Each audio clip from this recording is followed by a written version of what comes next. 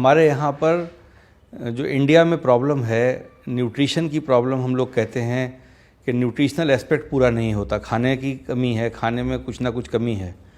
खाने में हमारे यहाँ कमी कोई नहीं है, खाने का जो संतुलन है उसमें कमी है। देखिए, पहले तो मैं ये बताता चलूँ, मैंने पहले भी जिक्र किया है कि हमारा जो ब्रेन होता है डेवलप होता है सबसे पहले फर्स्ट 2 ईयर्स, पहले ज़िंदगी के 2 साल में सबसे ज़्यादा ब्रेन डेवलप होता है। वो जो डेवलपमेंट ब्रेन का होता है उसमें हार्डवेयर भी डेवलप होता है और सॉफ्टवेयर भी डेवलप होता है। जिस तरीके से आप जानते हैं कंप्यूटर में 2 सिस्टम होते हैं, एक मशीन है, इसके अंदर पार्ट्स हैं, उसको हार्डवेयर बोलते हैं, और एक उसके अंदर इंफॉर्मेशन आपने फीड करी, उसे सॉफ्टवेयर बोलते हैं। तो ये दोनों जो डेवलप होते हैं ये 2 चीज़ों पे डिपेंड करते हैं। बच्चा किस एनवायरनमेंट में रह रहा है, उससे हम कितना इंटरेक्शन कर रहे हैं, उससे हम कितनी बातें कर रहे हैं, खाली काका पापा पापा करे जा रहे हैं या उसको हम कुछ बातें करके समझा भी रहे हैं। बच्चा बहुत क्यूरियस होता है फर्स्ट 2 ईयर्स की लाइफ में, हर चीज़ समझना चाहता है।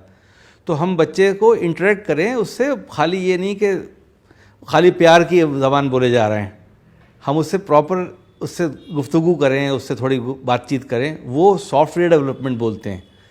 हार्डवेयर डेवलपमेंट जो है वो न्यूट्रिशनल एस्पेक्ट्स के बेसिस पे होता है। तो न्यूट्रिशन में जो हमारे यहाँ सबसे बड़ी प्रॉब्लम है वो ब्रेस्ट फीडिंग है। हम ब्रेस्ट फीडिंग कराते रहते हैं। अगर ऊपर का दूध पिलाएं माएँ तो वो डब्बे का दूध पिलाती हैं, या अगर हम किसी जानवर का दूध गाय भैंस का दे रहे हैं तो पानी मिला के उसमें दे देते हैं, बहुत सारा लिक्विड करके कि बहुत हल्का दूध देंगे। और दूध बेसिक डाइट हम बच्चे की रखते हैं। अच्छा, हम लोग, जब मैं मेडिकल कॉलेज में पढ़ा करता था तब से पीडियाट्रिक्स में हम आज से 30 साल पहले भी बच्चों को जो गांव से आया करते थे उनको ही समझाते थे, या हम गांव जाया करते थे कि भाई बच्चों को खाली दूध मत पिलाओ। लेकिन ये धारणा ख़त्म नहीं होती।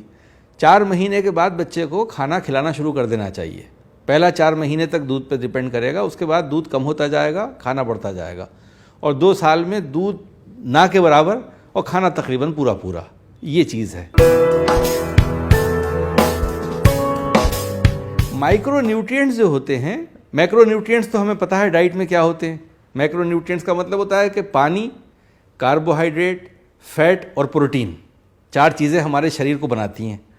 माइक्रो न्यूट्रिएंट्स में 2 तरीके की चीज़ें होती हैं, पदार्थ और विटामिन। पदार्थ होते हैं एलिमेंट्स, मिनरल्स। मिनरल्स होते हैं, उनमें बहुत से मिनरल्स हैं। तो हमें ये माना जाता है ना कि हम मिट्टी से बने, तो जो मिट्टी में चीज़ें हैं सारी वो हमारे शरीर में होती हैं, सारी चीज़ें शरीर के अंदर हैं। अब उन चीज़ों को लेना क्या है, कैसे कैसे लेना है, ये भी बड़ा इम्पॉर्टेंट है। दवाई के मात्रा में लेना वो कोई मायने नहीं रखता। दर्शकों को ये बात भी पता नहीं है कि जो मल्टीविटामिन कैप्सूल्स मिलते हैं उनके अंदर सारे विटामिन्स वो एक कैप्सूल में भर देते हैं, हम उन्हें खा लेते हैं। लेकिन क्या है, हर विटामिन की एक एंटागोनिस्टिक रिस्पांस होती है जो दूसरे को एब्जॉर्ब नहीं होने देती है। एक एब्जॉर्ब होगा, दूसरा एब्जॉर्ब नहीं होने देगा। अगर हम समय समय पे विटामिन अलग अलग लेंगे तो सब एब्जॉर्ब हो जाएंगे, लेकिन ऐसे विटामिन बाज़ार में मिलते नहीं है, ना हमें लेना है। चूँकि हमारे खाने में, और वेजिटेरियंस के लिए ख़ास बात है, वेजिटेरियन खाने में भी सारे विटामिन्स हैं, सारे विटामिन्स वेजिटेरियन खाने में भी हैं। नट्स की बात करें तो नट्स में विटामिन्स होते हैं। हर नट का मतलब होता है ड्राई फ्रूट्स। नट्स में मूंगफली भी आती है, नट्स में खाली बादाम नहीं आता है।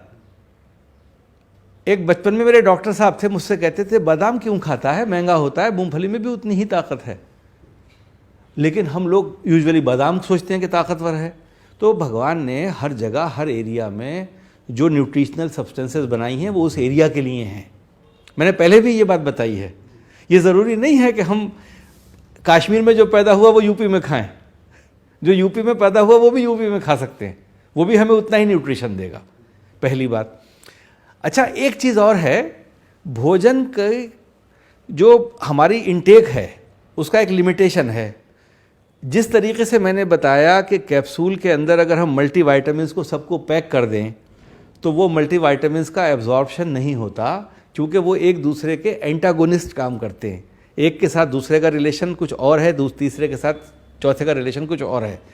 तो हम अपनी डाइट में रिस्ट्रिक्शन रखें कि जैसे मैंने आज इस वक्त कोई सब्ज़ी खाई तो मैंने मिश्रण नहीं किया उस सब्ज़ी के साथ और सब्ज़ियों का। एक सब्ज़ी एक टाइम में खा ली, दूध किसी और वक्त पी लिया, गुड़ किसी और टाइम खा लिया, मूंगफली कभी और खाई। हर चीज़ को थोड़ा थोड़ा करके खाना है कि वो पेट मुंह से लेके और आधे घंटे तक वो कार्यक्रम उसी जो हमारा बॉडी है वो वही करती रहे, उसको दूसरा काम नहीं करना हो उस वक्त। ये साइंस के आधार पे हम बात कर रहे हैं। हमारे यहाँ सलाद, बेइंतहा सलाद हम पैदा करते हैं। आप गांवों में जाके देखिए तो हरी सब्जियों से भरा पड़ा है हमारा खेत, लेकिन सब्जियों के पत्ते फेंक देते हैं हम, हरी सब्जी खाते हैं, जबकि पत्तों में ज़्यादा ताकत है। ग्रीन वेजिटेबल्स में लीफी जो कंपोनेंट है उसका वो भरा हुआ है माइक्रो न्यूट्रिएंट से। माइक्रो न्यूट्रिएंट्स उसमें बहुत ज़्यादा हैं, वो हमें खाना चाहिए। पालक मेरा ख़ास फूड है। पालक जो है उसका सबसे अच्छा तरीका सेवन करने का उसका सूप पीना है। पालक की सब्ज़ी खाने में पालक के अंदर जो न्यूट्रिशनल एस्पेक्ट है वो सब्ज़ी के साथ उतना नहीं मिलता शरीर को जो पालक का पानी पीने में मिलता है। पालक लोग कहते हैं साहब गंदी आ रही है, साफ़ नहीं होती, तो वो साफ़ धो के कर लें और उसके बाद उसके प्रेशर कुकर में आप जब उसको पकाएंगे तो कीटाणु वीटाणु हैं सब ख़त्म हो जाते हैं। प्रेशर कुकर की कुकिंग में कुछ नहीं रहता, तो आप उस पानी को पिए, वो सूप की तरह काम करता है।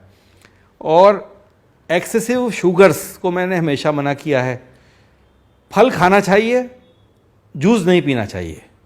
शुरू से मैं बताता चला आया हूँ, जूसेस जो हैं वो बहुत अच्छी सेहत के लिए चीज़ नहीं है। Juices are not good for health usually. Soups are always good. Soups पीना चाहिए, सूप्स पिए, जूसेस को अवॉइड करें सेहत के लिए, और अवॉइड करें। और ख़ास तौर से जो मरीज़ हैं कैंसर के जैसे मरीज़ जिनकी बात मैं करता हूँ, उनके लिए जो भी जूसेस अच्छे नहीं होते हैं। वो एसिडिक कंपोनेंट होता है उसके अंदर, एसिडिक कंपोनेंट की वजह से वो एसिडिटी प्रोड्यूस करते हैं और उसकी वजह से गैसेस डिस्टेंशन भी करते हैं। सूप्स आर इजीली डाइजेस्टेबल और बहुत आराम से डाइजेस्ट हो जाते हैं। पानी के बारे में बहुत बातें होती हैं आजकल। पानी कैसा पिएं? पानी के लिए आपने देखा होगा फिल्टर्स आना शुरू हो गए हैं, सब लोग फिल्टर्ड पानी पी रहे हैं। आपने कभी जानवरों को देखा फिल्टर्ड पानी पीते हुए? वो तो बड़ी सेहत अच्छी होती है उनकी, वो तो नल का पानी भी पीते हैं और नाले का पानी भी पीते हैं। पानी साफ़ होना चाहिए बस, ये ज़रूरी नहीं है फिल्टर्ड वाटर हो, क्योंकि फिल्ट्रेशन के प्रोसेसेस में जो हम फिल्टर्ड वाटर पीते हैं या पैकेज ड्रिंकिंग वाटर जिसको बोलते हैं, उसमें माइक्रो न्यूट्रिएंट्स ख़त्म हो जाते हैं। फिल्ट्रेशन के प्रोसेस से माइक्रो न्यूट्रिएंट्स की कैपेसिटी जो फिल्टर्ड हम करेंगे तो क्या होगा, उसमें जो भी पदार्थ हैं वो हट जाएंगे, पदार्थ को हम ख़त्म कर देंगे। तो वो ज़रूरी नहीं है। पदार्थ हमें पानी से भी मिलते हैं, एलिमेंट्स हमें पानी से भी मिलते हैं, मिनरल्स हमें पानी से भी मिलते हैं। तो हम पानी, साफ़ पानी हमें पीना है, ये इम्पॉर्टेंट है, साफ़ पानी हो। और बॉइल्ड वाटर में भी मिनरल्स कम हो जाते हैं, तो बॉइल्ड वाटर भी is not a good water for drinking. Endemic area में चले गए, इन्फेक्शन हो रहा है, वो अलग बात है। लेकिन अगर साफ़ पानी अगर मिल रहा है, ज़मीन से नीचे से निकाला हुआ पानी है, काफ़ी ज़मीन से नीचे से म्यूनिसिपैलिटी ने निकाला है, पाइप में भी कोरोजन नहीं है, पाइप में रस्ट नहीं लगी हुई है, तो डायरेक्ट बहुत ज़मीन का नीचे का पानी पीने से बिल्कुल हेल्दी वाटर है। अब आप कभी जाइए, मैं एक बार शुरू में गया तो बाहर, तो मैंने देखा, मैंने पूछ लिया होटल में, साहब पानी पी सकते हैं नल का?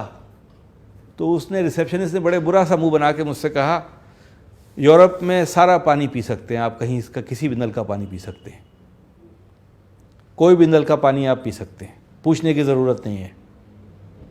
तो ये चीज़ है। हमारे नलों में भी पानी साफ़ आता था पहले, अभी भी आता है, ऐसी बात नहीं है, वो भी पानी पी सकते हैं। उस पानी को पीने से कोई बुरा कुछ नहीं होगा। Filtered water is not a good water. Normal water, ज़मीन का जिसके अंदर पदार्थ आ रहे हैं, वो पानी आपके सेहत के लिए बहुत अच्छा है। जो म्यूनिसिपैलिटी के पानी होता है, जिससे हमारी म्यूनिसिपैलिटी का टैंक भरता है, जो सरकारी टंकी ऊपर लगी होती है, उसका जो ज़मीन का लेवल सतह होती है पानी निकालने की, वो बहुत नीची होती है। वहाँ पर कोई इन्फेक्शन नहीं होता उस पानी में। उस पानी को पीने से हमें कोई बीमारी नहीं होगी। शर्त ये है कि पाइप्स जो हैं वो टूटे हुए ना हों, सीवेज लाइन नहीं मिल रही हो कहीं पर, सीवर लाइन भी चलती रहती है, उसमें कभी कभी क्या होता है, म्यूनिसिपैलिटी ने पानी बंद कर दिया। म्यूनिसिपैलिटी तो 2 घंटे सप्लाई देती है पानी की, उसके बाद वहाँ पर नेगेटिव प्रेशर डेवलप हो गया, अब वो वहाँ पर कोरोडेड है, छेद हैं उसके नीचे पाइप में हो गए, तो क्या करेगा कि सक्शन हो जाएगा नेगेटिव प्रेशर से गंदगी का अंदर, तो वो गंदगी अंदर चली जाएगी, वो पानी में शुरू में आ जाएगी। कभी कभी खारा पानी, ख़राब गंदा पानी आता है, तो उसके लिए म्यूनिसिपैलिटी से कंप्लेंट की जाए, पाइप चेंज हो। और पानी तो सबसे अच्छा जो म्यूनिसिपैलिटी की सप्लाई है, वो पानी सबसे अच्छा पानी पीने के लिए होता है। ये एडवर्टीजमेंट की एजेंसीज जो है ना, जो रोज़ नए फिल्टर्स बनाती हैं, जिसमें वो कहते हैं कि इसमें ये चीज़ लगी हुई है, उसमें वो चीज़ लगी है, 4 लेयर्ड फिल्ट्रेशन हो रहा है, 3 लेयर्ड फिल्ट्रेशन हो रहा है, यूवी लाइट भी लगा दी है हमने, वो सब कुछ होगा, लेकिन अगर केमिकल पानी के अंदर है तो केमिकल ख़त्म नहीं होगा। अगर इंसेक्टिसाइड पड़ा हुआ है पानी में तो वो इंसेक्टिसाइड वैसी का वैसी आपके मुंह में जाएगा। होगा क्या, मिनरल्स ख़त्म हो जाएंगे उस पानी से जो आपको मिलना चाहिए थे ज़मीन से, क्योंकि स्रोत हमारे मिनरल्स का पृथ्वी है। आप कहते हैं ना पृथ्वी हमारी माँ है, ज़मीन हमारी माँ है, माता है, तो माता क्यों है? क्योंकि माता हमें सब कुछ देती है। तो हमने तो उसको उससे लिया था, लेकिन उसको छान के पी रहे, तो छान के पीने से क्या होगा? नल का पानी पीना है, फ्रेश वाटर, बस शर्त यह है कि नल का पानी साफ़ हो और टंकी से डायरेक्ट आ रहा हो म्यूनिसिपैलिटी की, ऐसा न, और जिसमें कि लोग डायरेक्ट ले रहे हो पानी, जहाँ पर डायरेक्ट ले रहे हैं, जैसे खेत हैं, अब खेत शहर से 100 किलोमीटर दूर अंदर गांव में है, वहाँ तो थोड़े से कुआं खोद के ही पानी आ जाता है। और अगर हम फर्टिलाइज़र यूरिया यूज़ नहीं कर रहे हैं या थोड़ा बहुत यूरिया यूज़ कर रहे हैं, तो वो पानी भी सेफ़ है पीने के लिए, उस पानी में भी कोई कमी नहीं है। चूँकि मैं आपको ये बताता चलूँ कि जो मिनरल्स हम कहते हैं कि मिनरल्स हमें लेना है, वो मिनरल्स की बेस्ट मात्रा सब्जियों में तो हो ही है। सब्जियों में तो भी तो तब ज़मीन से ही तो आ रही है वो, तो ज़मीन में पानी भी है, तो पानी से हमें काफ़ी मिनरल्स मिल जाते हैं। भारत में आपको हैरत होगी, धूप तो बहुत है, लेकिन विटामिन डी डेफिशिएंसी बहुत होती है। मानते ये हैं कि धूप में बैठोगे तो विटामिन डी डेफिशिएंसी नहीं होगी, लेकिन धूप में बैठते ही कब हैं हम तो धूप में बैठते ही नहीं हैं। शायद 10 मिनट भी धूप में बैठते हो हम दिन भर में। हम लोग जो डार्क स्किन लोग हैं, उनके लिए 60 मिनट की धूप चाहिए per day vitamin D deficiency से रोकने के लिए। और जो लोग सफ़ेद स्किन वाले हैं, वाइट स्किन, उनको 10 मिनट की धूप काफ़ी है, और डार्क स्किन लोगों के लिए 60 मिनट की धूप काफ़ी है। तो 60 मिनट की धूप मुश्किल से हम लेते हैं। खेत में किसान तो ले लेता है, लेकिन बकिया लोग तो नहीं लेते। तो विटामिन डी एक ऐसा विटामिन है जिसका सप्लीमेंटेशन अच्छा होता है। सप्लीमेंट्स मार्केट में मिलते हैं, वो एक सप्लीमेंट आप ले लें, और अगर प्रॉपर विटामिन डी आपके अंदर है, विटामिन डी की जांच भी आजकल लैबों में हो जाती है, वो भी करा सकते हैं लोग, ख़ास तौर से 40-50 की उम्र के बाद। विटामिन डी डेफिशिएंसी नहीं होना चाहिए, वो हड्डियां कमज़ोर कर देता है, बहुत सी प्रॉब्लम्स और करता है, मेंटल रिटार्डेशन भी कर देता है। तो वो विटामिन डी डेफिशिएंसी को पूरा करने के लिए धूप में बैठने की जगह वो विटामिन डी का दवा भी खा सकते हैं, वो भी कोई बुरी चीज़ नहीं। अच्छा, मैं आपको एक बताता चलूँ दर्शकों को कि खाना के साथ चाय पीना जो है, उससे आयरन डेफिशिएंसी भी होती है। आयरन जो हमारे खाने में होती है, पदार्थ होता है, उसका एब्जॉर्प्शन चाय ख़त्म कर देती है। चाय के साथ आयरन का मिश्रण होकर एक नया कंपाउंड बन जाता है जो एब्जॉर्ब नहीं होता आंत के अंदर। तो टी का सेवन विद फूड, चाय का खाने के साथ पीना या खाने के तुरंत बाद चाय को पीना सेहत के लिए ठीक नहीं होता है। कम से कम 1-1.5 घंटे का और अच्छा 2 घंटे का टाइम होना चाहिए। खाना खाने के 2 घंटे बाद अगर चाय पीना है तो पिएं। जनरली आपने देखा होगा बहुत नॉर्थ इंडिया में काफ़ी हद तक, मुझे जहाँ तक पता है कि हमने खाना खाया, हमने कहा भाई चाय भी पी लें, खाना के साथ चाय भी पी लेते हैं, फ़ौरन उसके बाद चाय सर्व कर दी गई। तो चाय जो है वो आयरन के मेटाबॉलिज्म को ख़त्म कर देती है, आयरन के एब्जॉर्प्शन को ख़त्म कर देती है। तो ये एनीमिया कुछ हद तक हम रोक सकते हैं इन सब चीज़ों से। एक बात मैं और बताना चाहता था हल्दी के बारे में। मुझसे बहुत मरीज़ पूछते हैं, साहब वो हल्दी के कैप्सूल हम खाना शुरू कर दें? क्योंकि हल्दी जो है ना हमारा स्टेपल डाइट है। हल्दी हम बचपन से दाल में खाते हैं, हमारे शरीर में हल्दी की कोई कमी नहीं है, ना हल्दी की ज़्यादती से कुछ फ़ायदा होगा। ये अंग्रेज़ों की इजाद है, चूँकि वो हल्दी खाते ही नहीं हैं। उन्होंने सोचा कि हमें मालूम है हल्दी एंटी इन्फ्लेमेटरी प्रॉपर्टी है, हम तो हमेशा से खाने में खाते हैं, सुबह शाम जो भी खाना खाते हैं हल्दी के बगैर बनता नहीं है। तो हमें उसके ऊपर हल्दी खाने से कोई अंतर नहीं पड़ेगा, हमें उससे ज़्यादा हल्दी चाहिए भी नहीं शरीर में। तो जो हल्दी हम जितनी खा रहे हैं खाने में वही काफ़ी है।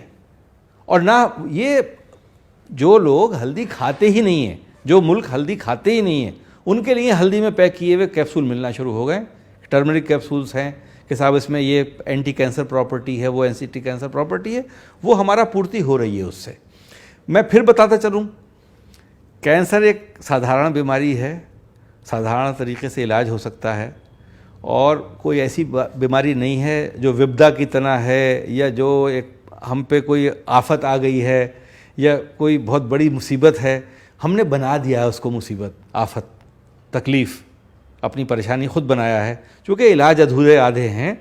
अब वो ज़माना आ रहा है कि जो हिप्पोक्रेटिक ओथ थी कि शरीर से शरीर का इलाज होगा तो वो सबसे अच्छा साइंस का वक्त होगा, वो दोनों मिला के सब चीज़ें हो रही हैं। इम्यून सिस्टम को एक्टिवेट करने से कैंसर पे कंट्रोल हो जाता है।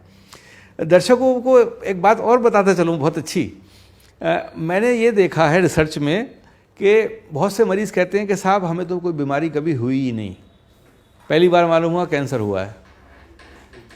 वर्ल्ड हेल्थ ऑर्गेनाइजेशन की डेफिनेशन है, हेल्थ की डेफिनेशन है, हेल्दी होने का मतलब ये नहीं है कि बीमार नहीं होना।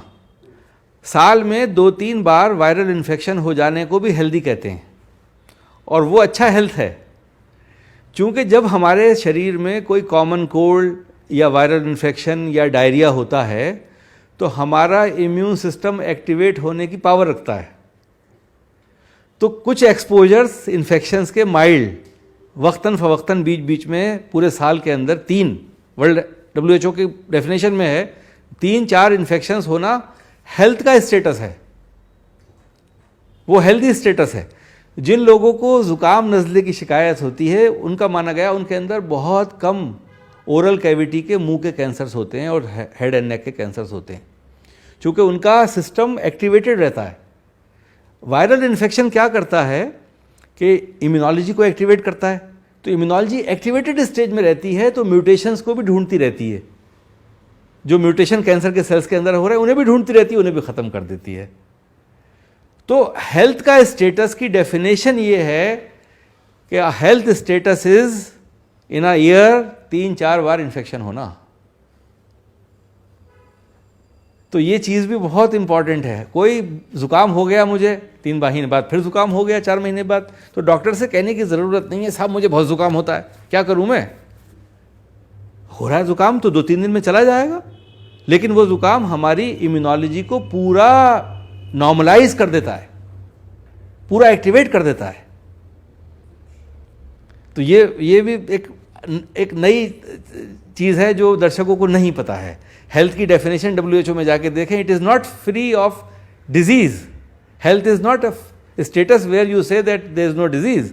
Health is a status where you can have a disease 3 to 4 episodes in a year of simple viral infection.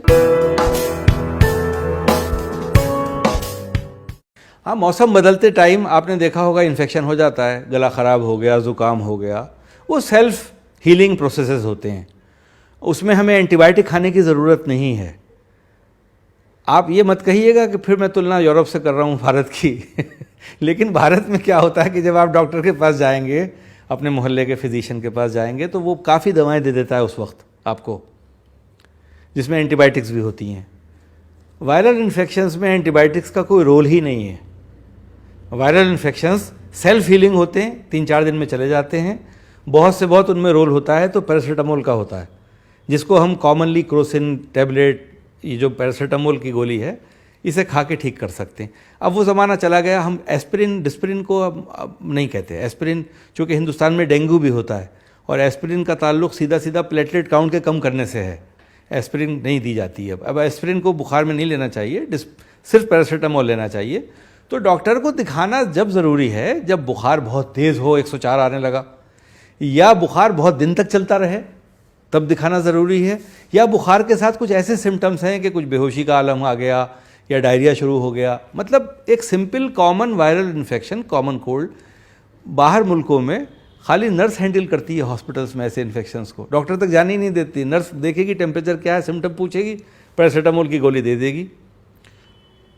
यहाँ तक के वो लोग तो एंटीबायोटिक को बिल्कुल अवॉइड करते हैं लास्ट मोमेंट तक, कि एंटीबायोटिक देना ही नहीं है। एंटीबायोटिक तो एक रिजर्व प्रोडक्ट की तरह वहाँ रखते हैं। हमारे यहाँ एंटीबायोटिक बहुत कॉमनली दी जाती है। मैंने इस पर भी रिसर्च की है, एंटीबायोटिक की ओवर यूसेज पे। हमारे पेट में कीटाणु होते हैं।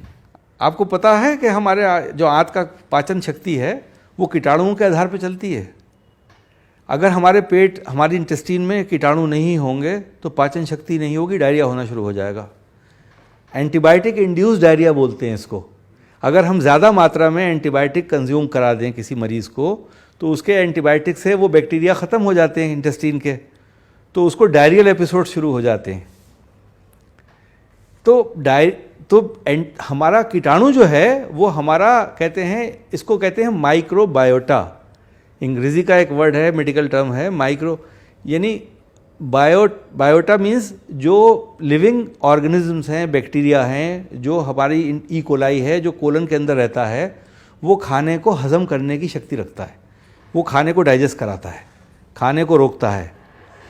कुछ खाने की जो बेकार चीज़ें हैं उनको वो खा जाता है, और जो शरीर को चाहिए वो शरीर दे देता है। तो ये टिपिकल कॉलोनियल मैकेनिज्म डेवलप हो जाता है आप इंटेस्टीन के और उस बैक्टीरिया के अंदर में। तो ये भी बहुत से दर्शकों को नहीं पता है। तो एंटीबायोटिक खाने से होता क्या है, कोई भी एंटीबायोटिक आप खाएंगे तो 100 बैक्टीरिया में 95 बैक्टीरिया मर जाएंगे, 97 मर जाएंगे, 2-3 ऐसे ताकतवर पैदा होंगे जो उस एंटीबायोटिक से नहीं मरेंगे। अब बैक्टीरिया का मल्टीप्लिकेशन जो होता है बहुत फास्ट होता है, तो जो अगली पॉपुलेशन डेवलप इंटेस्टीन में होगी वो बैक्टीरिया सारे रेजिस्टेंट होंगे उस एंटीबायोटिक से। तो हम बेसिकली रेजिस्टेंट बैक्टीरिया प्रोड्यूस करे जा रहे हैं अपनी इंटेस्टीन में because of over consumption of antibiotic. तो एंटीबायोटिक्स को ये जो नेशंस हैं, एजुकेटेड क्लास है जो नेशंस हैं, वो ये कहते हैं कि साहब हम जो थर्ड वर्ल्ड कंट्रीज़ हैं वो एंटीबायोटिक्स का ओवर यूसेज कर रहे हैं, मिसयूज़ हो रहा है, और हम एंटीबायोटिक रेजिस्टेंस प्रोड्यूस कर रहे हैं, वो सब जगह ट्रांसफ़र हो रही है। कुछ हद तक ठीक भी है, एंटीबायोटिक्स अननेसेसरी देना नहीं चाहिए, एंटीबायोटिक्स को बहुत लिमिटेड यूज़ देना चाहिए। मैं अपने बात को ख़त्म वहीं आके करूँगा कि अगर हम अपने बच्चों को आज की तारीख में इस हिसाब से खाना खिलाना शुरू करेंगे तो जो नया भारत 20 साल बाद पैदा होगा वो एक वाइज भारत पैदा होगा, विजडम वाला, जिनके अंदर खाली रट्टाफिकेशन की पावर नहीं होगी कि रट के याद करें, बल्कि जो समझेंगे। रटना और समझने में अंतर है। समझेंगे और नई तरक्की करेंगे और नई चीज़ों का ज्ञान लेंगे और नई चीज़ों को प्राप्त करेंगे। तो हम अपने बच्चों को ऐसी चीज़ें दें शुरुआती दौर में। बच्चा वो नहीं जो स्कूल जाने लगे, बल्कि जो बच्चा जो गोद में होता है उसको वो खाने खिलाएं जिससे उसका दिमाग पूरी तरह से स्वस्थ और तंदुरुस्त बने। नमस्ते।